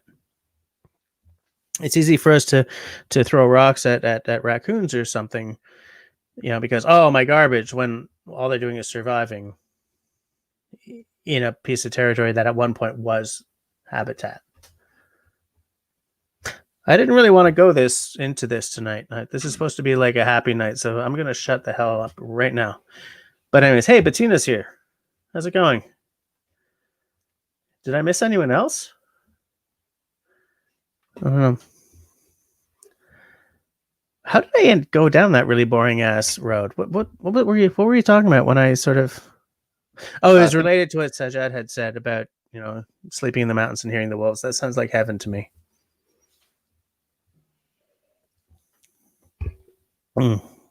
Whiskey. Okay, so that's an R8. I may actually go and look for that sleeping pad, that Xped 9, because that sounds like the pad I should have for cold weather camping. Yeah, it's a beauty for sure. Yeah, that matched with just like a cheap closed cell foam, just to put down on the ground and then put your Xbed on the top so that you don't. is perfect. Yeah. Yeah, that sounds good. Yeah, because if I sort of start to get equipped slowly over the next few years, then it won't hurt as much as I'm going winter camping this year. Boom. Yeah, Yeah. Yeah, it's expensive. I mean, I had done a cold weather clothing video just a few days ago, or maybe last week. I think I posted it just a few days ago, and I had attached some Amazon links, to the video, and I didn't realize how much money I spent on all of this clothing until somebody in the comment section made a comment where they're like, "I added everything that you suggested to a cart, and it was like $2,000 for clothing," and I was like, "Holy!" Wow. Like you don't realize that at the time, and it's not something that you go out and buy at once. It took me many, many, many, many years to be able to build up that inventory of clothing. Yeah. But now that I have it's so versatile because everything starts with the base layers and builds outwards from the base layers. So even in the summertime, I can wear that base layer pant with a Gore-Tex outer if I wanted to, and you can kind of add and subtract as needed. Especially if you've got like merino, right? Because it's more temperature controlling than actually heating. Right, absolutely. Yeah. So everything I own is merino wool because I started off using polypropylene and fleece and all of these other materials, and it just wasn't suitable, and I couldn't swallow the pill of spending like $150 on a base layer bottom. I'm like, this is crazy. Like, who spends that much money on a base layer? But after now you do, it's because it works, right? And I can get like 5 or 6 seasons out of it. Like, so it's worth my time at the end of the day. To buy that stuff. But I mean, it's for winter camping. It's not a cheap hobby at all. It took me many, many, many years of saving money and Christmas gifts and birthday gifts to be able to eventually get to that point. Yeah, I could see that. I have a fairly expensive winter jacket by Arc'teryx. Yeah, I say fairly expensive. It wasn't like expensive compared to like a real sort of deep Arctic level of jacket, but it was like $800 or something. And the missus bought it for me over the course of several years of like birthdays and Christmas and stuff. Like I would get another card, this represents the right sleeve, kind of thing. Because we were both like, we were young and in love. We were a young couple, and she was at the beginning of her career and I had just ended one career essentially and was starting another one. So we were kind of not in the position to spend $800 on each other. I would submit unto you that we're still not, we've both got good jobs, but we're still not going to throw $1,000 at each other. But it was a way of getting an expensive jacket that keeps me warm at any temperature. Yeah. Like I like being in February, throwing that jacket on over a t-shirt and not caring. I think that if I tried that up where you live, I would regret my choice. But Simone said something funny here. There's 2 seasons in the Northwest Territories. One uses mosquito oil and the other uses heating oil. Yes. Man, you guys are on fire tonight. That's great. Everyone's just like funny tonight. I love it. And it's funny because I started this live stream like, guys, I feel terrible. I've had a shit day. Be funny. Tell me good stories. And this is great. I'm way behind on the chat though. So, Jess, when was the last time you went winter camping? What have you been like? It was when I was cadets. Yeah. It was when I was cadets. And I mean, as you know, cadets end at 18. So I was probably 18. Okay. I do remember. Okay. They had this philosophy that when you get into that smelly ass Forest's sleeping bag, you strip all the way down to your undies. The theory being that when you got a whole bunch of layers in it, you can sweat, and that creates blah blah blah. And not the cadet commander, but the 2IC. She didn't listen. She was like, she got in with all her jackets on and stuff, and I remember her being pulled out overnight for with hypothermia. So I see that there's a real value to the idea of, if you have a nice warm sleeping bag with a liner in it, strip all the way down, and and I mean, do it up, right? Because you don't want to have it open and have all the heat leaving. But I do remember that. Yeah. I definitely do remember that, because over the course of the night, there was always one cadet on watch while the others slept. And I remember sort of hearing a, and and then her being pulled out and sent to the the hospital or whatever with hypothermia. But I don't know if that philosophy holds up now with all the fantastic fabrics we have available to us, for base layers and stuff. Yeah. I mean, like, again, it just depends upon what kind of clothing you're wearing, what kind of sleeping bags you're using. If you're using down versus a synthetic, there's all different setups. For my like a primary cold weather sleeping bag, like my survival bag that I would take with me for like my walk home bag, that's a synthetic sleeping bag that's rated down to 35, a negative 35. Okay. And I would sleep in that with just my base layers on, so just my top and bottoms, with a balaclava and like a liner pair of gloves. So I would literally be covered from top to bottom with just like a single layer, and that would be perfectly fine for me. If you're doing multi-day trips, and if you don't have a liner bag on the inside, a lot of the moisture will get trapped in the down, and then your sleeping bag will lose its cold weather insulating value. So that's why I tend to use more of a synthetic blends, because like moisture is so critical of managing that. But surprisingly enough, if you do have a down bag or even a down jacket, that if you kind of hang up over your tent or just hang up in the sun, even if it's minus 20 or 30 outside, it will still dry the moisture out inside of your down jacket. Yeah, it's funny because I don't have liners on for any of our sleeping bags, and I want to change that in 2021, even just in terms of not having to wash them that often, right? Because if you're sweating in your bag, it's better to have the liner than just the bag. Russell says he has a friend who lives in Cambridge Bay. I think that's Nunavut, right? Says it's really interesting to hear about life up there. Yeah. I'm going to try to catch up with the side chat a little bit. Grace tells Sajjad that we bailed on a camping trip at midnight because of coyotes. I know they probably were harmless, but now we take protection more for peace of mind than anything. Yeah, I've been surrounded by coyotes while camping before. I've never really been that worried. Now, granted, it's because I wasn't a toddler, right? Like, that sort of changes everything, I feel. And I don't know if that makes sense or anything, but I think that if I was camping with Clemence and I heard a bunch of coyotes and she was like toddling around and playing with stuff, I would be really, really, really, really close to her all the time. But that's my city boy feeling talking, right? I have no idea if she would be fine because she's at a camp with a fire and adults walking around or not.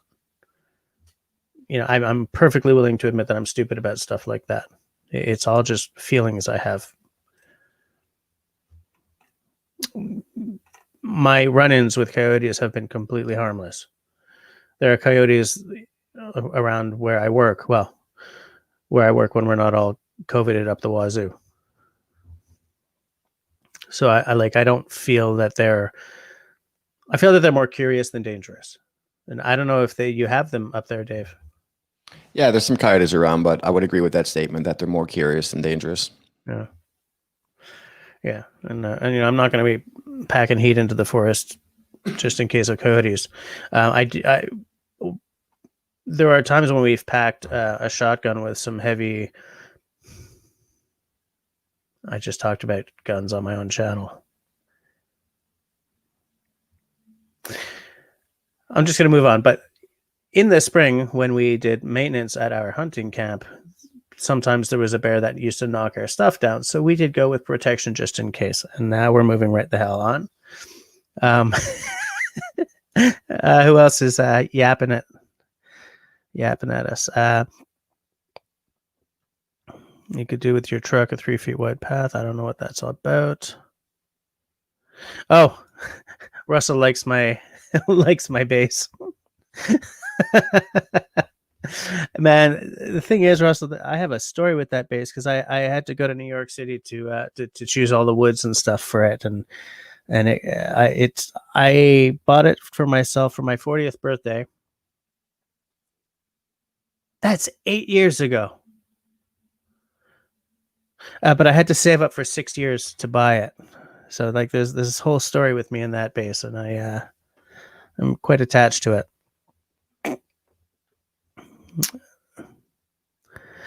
Oh, Alain likes to work with wood, but he has no place to work it anymore. Oh, that sucks.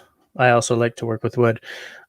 One of my plans over this holiday is to clean up that workshop and get some stuff done. And some of it is videoable. So I may I'm just taking a look. Wow, this shows you how far behind I am. Mark is asking when did I ever need an excuse for another axe? Well, I'm still 4 months away from the end of my 6-month spending hiatus. So, Jason is asking if anyone has used aspen for carving. Yeah, well, I've used poplar. They're related. I find that it's very, very easy to carve. Getting a nice finish on it can be tough, though, because it kind of tears.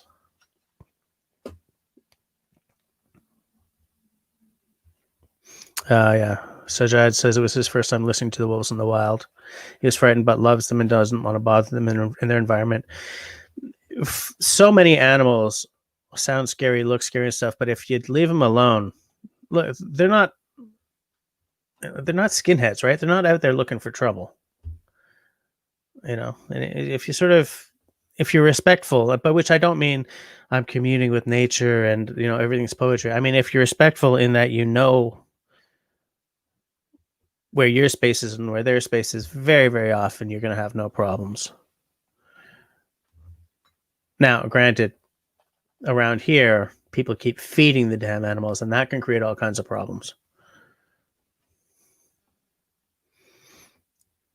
Dave, man, I am so far behind on the chat. It's unbelievable. Holy crap. It's like I'm answering stuff that was asked 20 minutes ago. Yeah, I had the chat closed. I wasn't even paying attention to it. Yeah. It's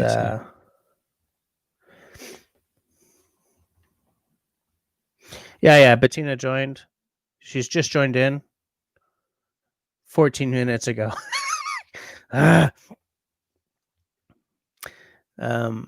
Here's an interesting thing that Hike with Mike said. I feel safer in the swamp with the alligators, bears, snakes, coyotes than walking around a city. People are the most dangerous animal. I agree with you, but I don't live in a very dangerous city. I feel that we're the most dangerous animal in many ways, but a lot of that is political, so I'm not going to talk about it. But my family deals with... I'm not going to talk about what anyone's jobs are here for the same reason I'm never going to ask Dave what city or town he lives in on air. I think that everyone, the less we sort of out ourselves, the better. But my family deals with the wrong side of society too often for me to be ignorant to the dangers that exist in a city. But I also don't want to go around being paranoid. My daughter walks around as a 9-year-old does without me holding her hand all the time. Sometimes she walks an entire block ahead of me, and I'm okay with that. And I do not pack heat. For those of you who might be wondering, I'm having the Rosemo Whiskey de Montreal tonight. It's hard as hell to find this stuff, and I'm going to have to work at it because I'm getting a little low. Man, I wish we could send alcohol across provincial borders in this country. I really, really do. Let me see. News and movies made us scared of creatures, Russell says. I believe you are correct. Uh, yeah, and it's funny. Russell what says, even when he's not being funny, it's useful. He says, "I get asked all the time about bears around here, and I have to tell people bears are timid by nature. I've never seen a bear here in 4 years." Dave, do you ever watch Russell's channel? Do you know his situation at all? Yeah, I've watched a couple of videos. So you know the area where he lives, right? Sort of. Yeah, I got an idea. Yeah, and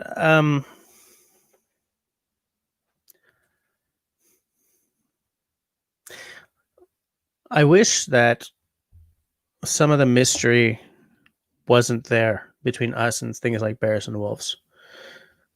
Not because I don't like there being mystery there, but I feel that mystery creates fear in these cases. Because every time these animals appear on screen, it's because somebody's been mauled, somebody's child's been taken off and eaten, somebody accidentally kicked a sleeping bear or something while walking, and it's like no one ever hears on the news somebody saw a bear while hiking, looked at the bear for 10 minutes, kept their distance, and can now tell everyone that they know that they saw a bear while hiking, right? Nobody tells that story because nobody is interested in that story. You go on YouTube and you see some fool tourist trying to get a picture with a buffalo and getting flipped over the thing's back. People watch that stuff. I watch that stuff all the time because I think it's funny. What are you doing next to a buffalo? But nobody cares, Yeah, man, I was walking and I saw a bear. And then I kept walking. Cool story, bro. You know what I'm saying? So we're all scared of these animals that we don't I mean, don't be stupid. Don't go walking up and trying to shake hands with a bear, but for God's sakes, leave it alone. Christ, Sajad, go to bed. 6:45 a.m.? Holy cow. A couple of nights ago, it was the night before last, the missus was under the gun for something at work. She was working late. She was like, I got to finish this. I was under the gun at work, but I got my stuff finished and I went to bed late-ish. But 4 a.m., my baby wakes up. She's not even a baby. The toddler wakes up. So I bring her to bed. Notice the missus isn't in bed. So, oh, God, she's still up. I got up the next morning, making the milk for the squeak. And the missus is still sitting there. She had not gone to bed. That's what in Quebecois we call a nuit blanche, when you just stay up all night trying to get something done. And I remember in my 20s, you could do a nuit blanche and sort of bounce back pretty quick. But nobody can do a nuit blanche after like 35 and bounce back really quick. Like even when I'm playing a gig and I get home at like 4 a.m. and I brush my teeth and go immediately to bed, I'm done until Wednesday, dude. Do you know what I'm saying? I feel you, man. I'm the same as that. It's almost like my sleep pattern. If it's disrupted or disturbed, I'm done for like 48 hours afterwards. Yeah, forget it. No way. Man, it must have taken you some time to get used to the eternal sunshine during the summer. Yeah, I actually have a harder time this time of the year. I mean, what's yeah? today? A couple of days. Today is the 22nd. So yesterday was winter solstice, Yep. and I have a harder time adjusting to this time of the year than I do for summer solstice. Why is that? I don't know what it is. It just changes. It just changes my energy. Just like everything about just not having access to like daylight is just brutal. So right now, the sun doesn't come up until probably 9:30 a.m., 10 a.m. Yep. And then it's dipped again by probably 3 p.m. in the afternoon. So it's just not good to have all of this darkness. For me anyways, I just have a rough time adjusting to it. Just low energy. I can see that. Yeah, I can definitely see that.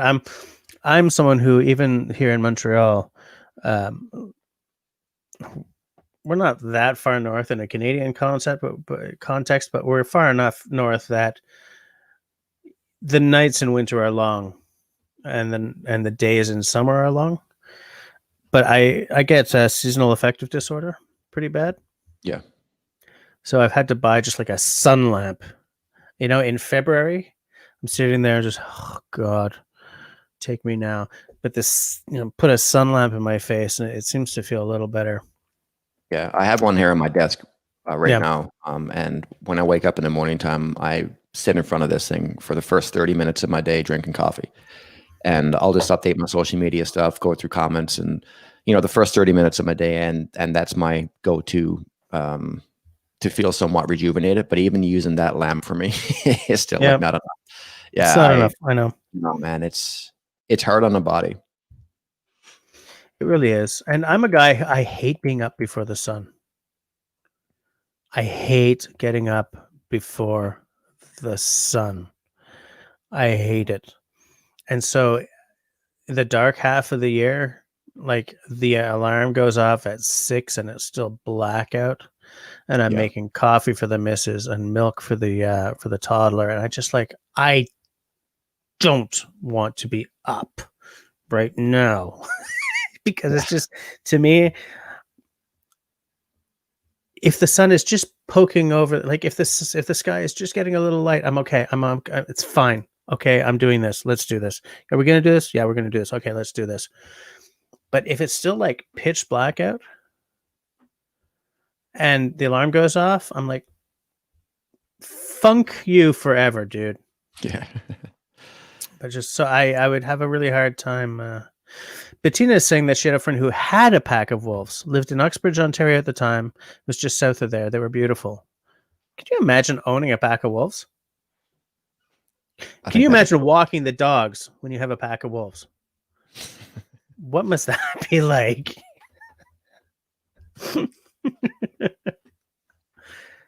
That's amazing. Bettina also says she loves the solstice because she knows the days will get longer. Yeah, that's but like we're on the other side of it now, so I know that we're on the upswing. Right? Yeah. So every day is a couple of extra minutes a day that we'll gain. Yeah, just knowing that makes it a little easier. Yeah, but it's so hard. I mean, even if, like tomorrow, like we have a full day ahead of us tomorrow. We'll be heading over to the camp for 2 days, and I know like my whole day tomorrow is planned around like 4 hours of daylight. So I need to leave at a certain time to get over there to get set up. I want to shoot a video tomorrow, so it's like I need to be able to get everything done and shot within that 4 hour window. Because if not, then it's pitch black and it's nothing I can do. So it's amazing how much of our day is planned around just having that workable daylight hours is so critical. Yes, and it's funny because at the weekend, if I'm shooting a video here, if I ever get time to shoot videos, I am like, when the missus asks me, why do you have to do it now? It's like, because I need to not lose the light halfway through my shooting. So if you've only got a 4 hour window of daylight, that must really like compact your day in a big way. Absolutely. Yeah. So like I need to get over there tomorrow, get everything done, offload it. Tomorrow's a wood day, so I had to bring a ton of wood over tomorrow. And that's going to be like most of the morning is back and forth because I want to bring over 2 full sled loads of wood tomorrow and then come back and then grab all of our gear, grab Vivian, and then we're going to head out again. So, I mean, I'll be on the snow machine for probably 5 hours tomorrow. Wow. And I want to get over there and get set up for the day, get the tripod out, create something. I don't ever plan my videos. I just shoot in the moment. Like I just record what I'm doing and just be able to capture something that, that I can create. And post. But I only have that, few hour window. So condensed. It's interesting that you said that you don't plan. You just sort of, because what you're doing is so interesting to so many people, you can get away with that. Because I'm increasingly shooting in my freaking backyard, I really have to, like, I don't script, okay? Which is weird because I went to school to write scripts, but I don't script what I'm doing. I don't have a teleprompter. I have a general idea of what I want to do. This is very easy if what I want to do is make a cocktail, by the way, because I just follow the damn steps. But I mean, generally speaking, I have a general idea of what I want to do and certain things that I would like to hit. And then I just sort of roll the bones and see what I come up with. But I have to have some sort of planning because I'm not winter camping and up in the north where like half the world watching your videos probably thinks it's exotic or something.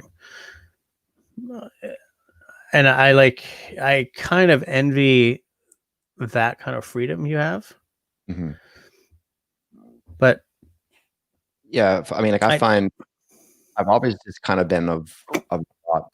I mean, first of all, I say that I'm like the worst social media guy on the planet. Like I'm the worst YouTuber, right, quote unquote, because like I never planned anything. I never script anything. I shoot videos on my iPhone.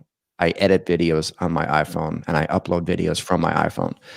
I don't know how many other channels do that, but somehow it just managed to work for me. So it's like I put the minimal amount of effort into my videos, and I just film everything that I do. So there's a sense of authenticity to it because I'm not creating scenes. I'm not setting things up. Like if I'm splitting wood in a video, it's because I'm actually splitting wood because I need to heat up my tent. If I'm cooking, yeah. So like nothing is. I'm just capturing what I'm doing that day. Yeah. For some reason, that just seems to be interesting to people. For me, it's like I can't even watch my own videos back because it's like I'm so sick of like, right. You know, it's like for me, this is my daily routine all the time, right? And for some reason, you know, people I guess that don't live in that environment, they find that absolutely fascinating. You know, that like. Well, I do. Yeah. You know, because it's such a foreign existence than what I'm living. Look, I'm surrounded by 90-degree angles. Yeah. Right. And I'm a guy who needs to see the woods to remain sane. And I haven't seen them since March. So you can be damn sure that if you're like, here's me sitting outside my hot tent doing nothing but drinking coffee, I'm going to watch it because I see trees on that video. Yeah. You know, and I wonder a few things. I'm going to talk about the COVID here, but I don't want to because it's at this point too dismal. But I wonder how much more people are seeing our videos because they just have nothing to do. Oh my goodness. I would a lot. I mean, I don't want to throw numbers around, but I mean, I had 8 million views in the last 28 days on my channel. Wow. And it's like, where's the traffic coming from? I have no idea at all. And most of the comments that I get in my videos or on my videos are like, hey man, I'm sitting home, I'm locked down, I'm on, you know, I don't want to say those words that might be picked up in the algorithm, but you know, they're on lockdown basically. And it's like they essentially are looking for an escape and they see the guy out in the wilderness at, you know, in a cold temperature, just living his life. And there's a sense of ease. There's a sense of like, I'm just escaping my reality and I'm living vicariously through someone else. Yeah. So for me, I mean, the traffic, at least on my videos for the last month and a half or 2 months, I mean, I've never seen numbers like that before ever. So, I mean, it has to correlate with the current times that we're living in. Yeah. And the fact is your day-to-day is so completely foreign to what so many people's day-to-day is, especially now that they're trapped in urban centers and not allowed to travel and stuff. So I could see, you know, like it's really changed the video. And by the way, Brandon asked a question a while ago, and I only answer as much of this as you feel comfortable with. He's asking, what brought you up north and what keeps you there? And I remember like you've mentioned this online, so I feel okay sort of saying in a general sense. You know, I'm from the East Coast of Canada. I've been open about that on my channel. And at the time I finished school and I just left and went west. You know, I mean, most people who I graduated with, you know, within my field, you know, done the same thing. There's just more employment opportunities out west. And at the time I just happened to pick the current location I'm in. I moved up here. I fell in love with the place and I've lived here for a little over half of my life. So my new home now. I have, you know, a beautiful piece of property that I'm fortunate enough to be able to, you know, spend the majority of my free time. And I think that's just, you know, that's it. It just become who I am now as a person. And this is my new life. So I don't plan on leaving here anytime soon. Yeah, you're there permanently, eh? I mean, like, I think so. I mean, like until I, get a bit older and maybe I want to move down south when I start to, have a hard time with the cold as we get older, you know what I mean? But I mean, for the next, 10, 15 years, I think the North will be my home. And then eventually I'll move back down next to some salt water. I long for the ocean. So I think that will be my next move. I find that I do as well, because when I was younger, I just want to pop up a few more. Dr. Sharp is here. He says outdoor stuff has increased across the board since all this crap started, and I think that's true. I watch so much more, and I think a lot of people do. Jason McDaniel says that another benefit of having a national forest right behind my property, so I guess he's below the border, I can go out anytime I want to. Alain is leaving. He's going to sleep. Bonsoir, monsieur. But what I was going to say was, because my old stomping grounds are Vancouver, right? Yeah. So I know the smell of salt water, of the seashore, of the sound of the gulls, and you can kind of smell rotting fish, but it doesn't make you sick like it does in a restaurant. Right. Yeah. And I that stuff I miss that stuff in a big way. And another thing I had access to in Vancouver was mountains. Yes. Right. And I don't know why. Like, I do know why I chose Montreal when it came to choosing a full-time place. It's because the city is so much better. It's a 400-year-old city with all kinds of stuff that comes with that. And at that point, that was what I needed. But if I get a twinge of saltwater air, it takes me right back. And okay, it's the Pacific rather than the Atlantic, but I think that to a certain extent. Well, I've only ever been I've only ever stepped into the Atlantic Ocean once, and it was actually in New York State. But I love the smell of saltwater air. I would love one day to do some blue water sailing, because I've only ever done lake sailing. I would like 1 year or 1 day, shall we say, like maybe when I retire or something, to live next to the ocean with some mountains within view. Yeah. But if I see Vancouver as probably the city I would end up living in at some point in my life, whether if it's not in Vancouver itself, but like White Rock, North Vancouver, like somewhere in that vicinity, I think would be ideal. Because you literally have access to everything, right? You have access to the ocean, you have access to the big city, you have access to the mountains, you have access to snow in like 30 minutes if you want it. And it's just a perfect ideal. I mean, like the cost of living is very high, but outside of that, it's crazy. What $1 million buys you in Vancouver is smaller than what $1 million buys you in Hollywood. Yeah, that's the truth. I'm going to end up buying a vehicle and just go back to van life, I think, at some point, and just retiree van life. That's it, man. I'm going to... Yeah, whippersnapper, get off my driveway. All I need is a high top and a diesel engine, 4-wheel drive. I'm laughing. Yeah.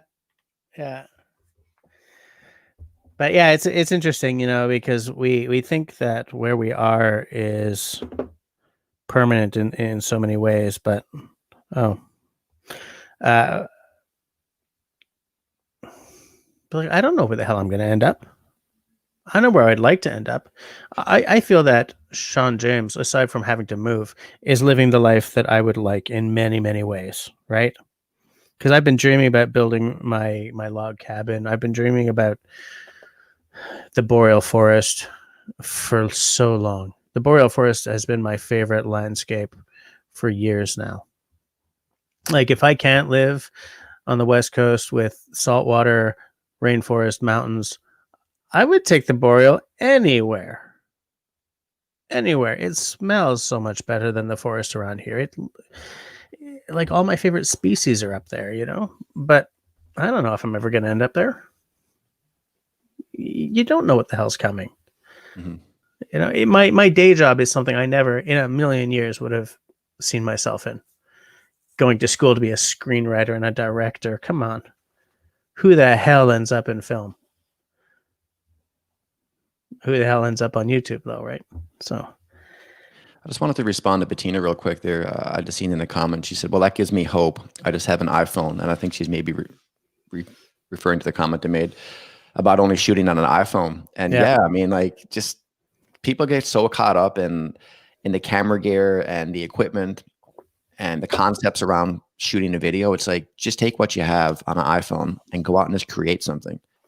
You know, like, don't worry so much about all of this fancy equipment. I mean, I bought a brand new Canon 90D with the Sigma Art lens, and I bought the NKG Video Mic Pro. I have this beautiful setup that shoots 4K, and I still shoot videos on an iPhone just because it works.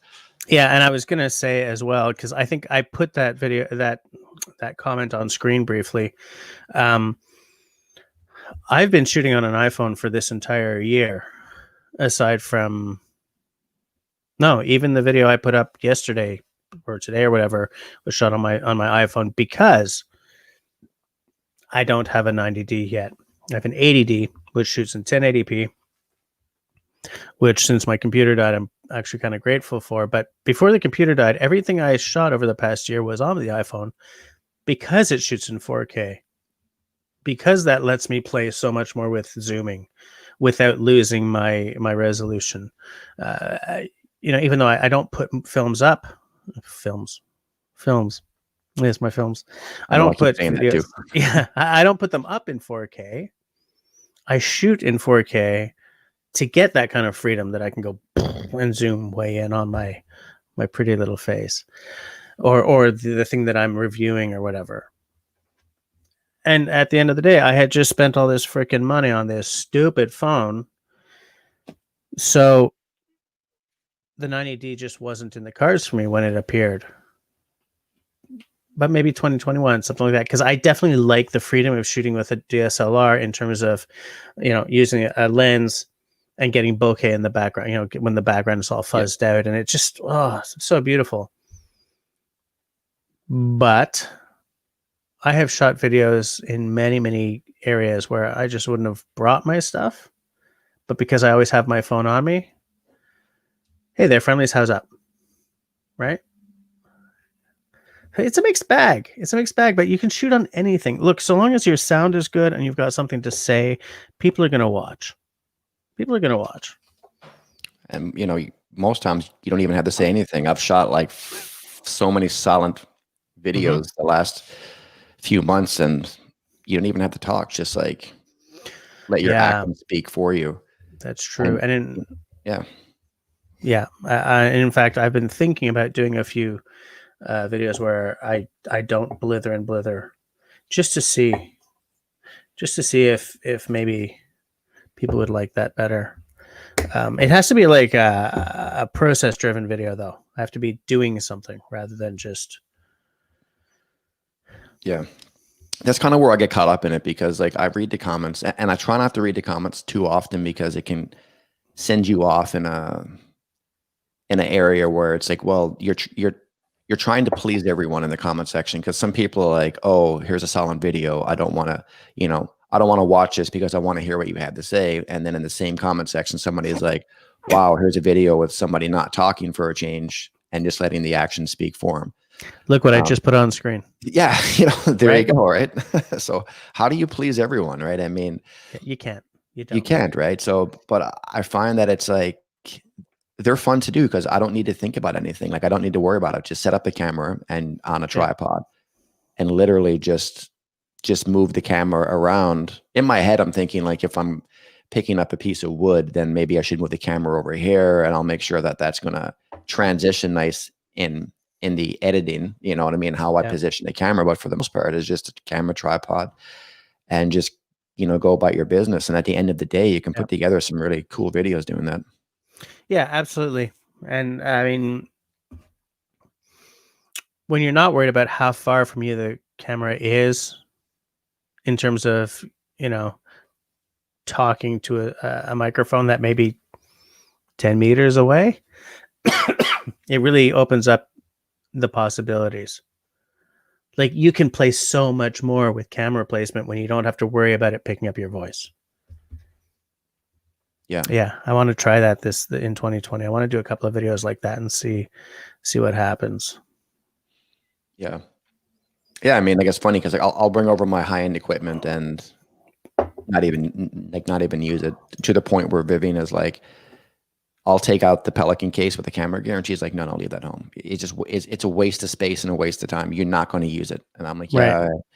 well, maybe today I will. She's like, no, you won't use it. Just keep it home, because if not, you're going to be stressed out about your camera equipment out of -30. So I'm like, yeah, you're right. That's a good point. I think that what we need, because even here, like as I said, it doesn't do -30, -40 all the time, but it does it sometimes. I need a solution, like some kind of a warmer to put around my camera so that I will take it out at that kind of temperature. Because I hate feeling like, oh, it's too cold, I'm not going out to shoot today. Like, what kind of urban ass motherfunker Right. thinks of it that way? Well, it's me, and it's not because I'm too cold to go out. It's because I'm afraid of my stuff freezing up. I've had a previous iPhone. I've been out at like -40, 42 or something. That's with the wind chill, by the way. And I'm shooting, and it died, right? Because it was so cold that the battery just, you know what? Forget it. I'm tucking myself up inside my little self, and I'm going to sleep. And that's what scares me when I'm out there, at the coldest, because I don't want to be like halfway through a video and suddenly my batteries all die, because then I feel like I've wasted a lot of time, because it takes me forever to set up for a video. Yeah, that is true. I'm not sure if you follow Jay Leger's channel or not. He's another guy up here in the north. He does the canvas tent stuff. Really? Yeah. Jay what? Jay Leger, L-E-G. Oh, Leger? Yeah. Yeah. Like, yeah. Yeah, E-R-E. Yeah. And he's very, very creative with this camera. He actually runs a 90D with the Sigma Art lens, the 1.8 to the 18 to 35, and 18 to 35. Yeah, it's a 1.8 aperture, I think, on it, and then focal is 18 to 35. But and he does an amazing job with his camera, and he told me, he said that his batteries last for like 5 or 6 hours in the cold. He actually posted a video recently where he put up a time lapse, or he shot a time lapse outside of his tent to -30, and it ran for like 5 hours. How the hell? I'm not sure. I mean, it just worked. I want to say hi to Dennis. Oh, excuse me. I spent this whole day cleaning this house, so I'm a little tired. That's cool. It looks like he's got a really big tent. I just like popped up his channel. It's funny. Yeah. I typed like Jay Leger into Google, and the second link was Jay Leger YouTube. Yeah. Yeah. Okay. Fair enough. Yeah, he's up here. Him and I done a collab actually like about a month ago. I invited him out to my camp. He came out for the day, and he shot a real nice video of like the camp and using his 90D, and got some nice slow-mo stuff. It was real nice. But yeah, he's got some really, really good high quality cinematic style stuff. Like, I know you like the cinematic style photo or the videos. You would definitely enjoy his. Well, I've just subscribed to him based on your words, so I'll be looking forward to seeing his stuff, because I do like the cinematic stuff. I don't feel that it's what'll make me notice a channel, but it's not what necessarily will keep me there. Like if it's beautiful and cinematic and the story's crap, no.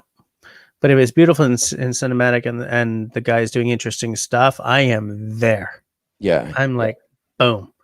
You'd like his channel. Jay does a good job over there at his camp. And if, the thing with Jay's channel is that he started off.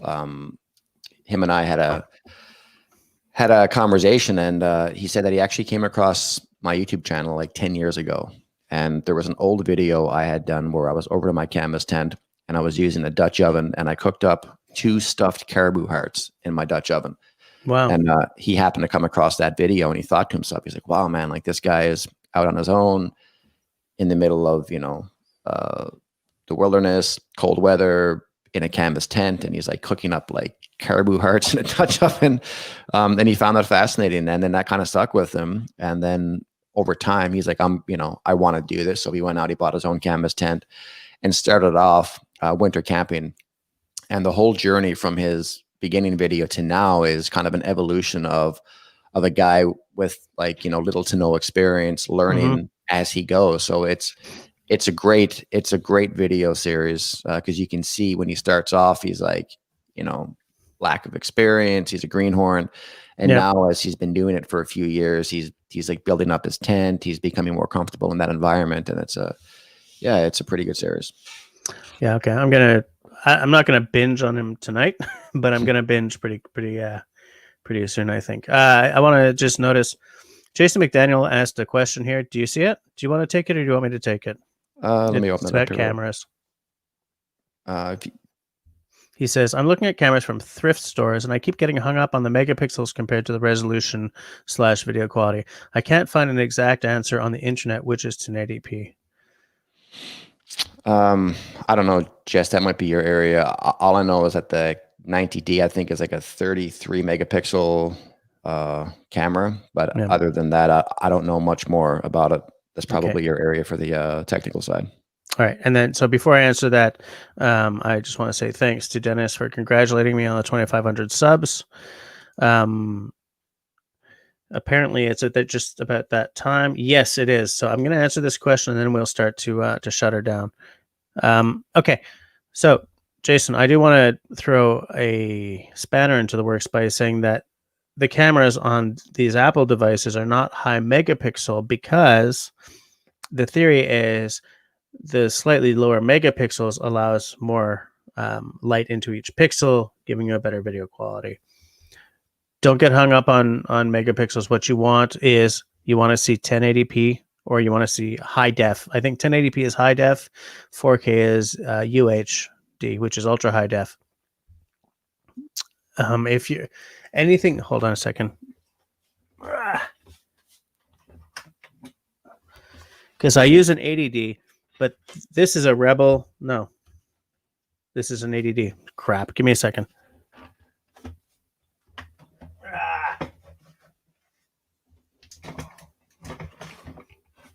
Well, that was embarrassing.